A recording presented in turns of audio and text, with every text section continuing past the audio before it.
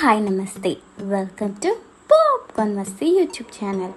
ఎందరో మహానుభావులు, అందరికీ నా వందనాలు.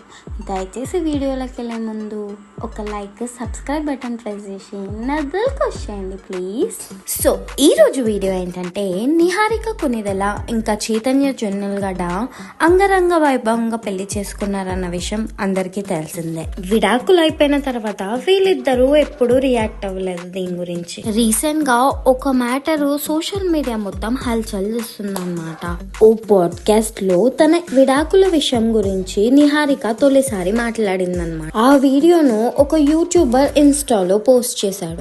ఆ వీడియో పైన ఒక విషయంలో నిహారిక మాజీ భర్త అయిన చైతన్య జొన్నలగడ్డ గట్టిగానే స్పందించాడు దీనిపైన. డైవర్స్ అయిపోయిన తర్వాత వాళ్ళ గురించి అస్సలు జోక్యం చేసుకోకూడదని, సోషల్ మీడియా కోసం ఇదంతా చేయడం తప్పు అన్నారనమాట.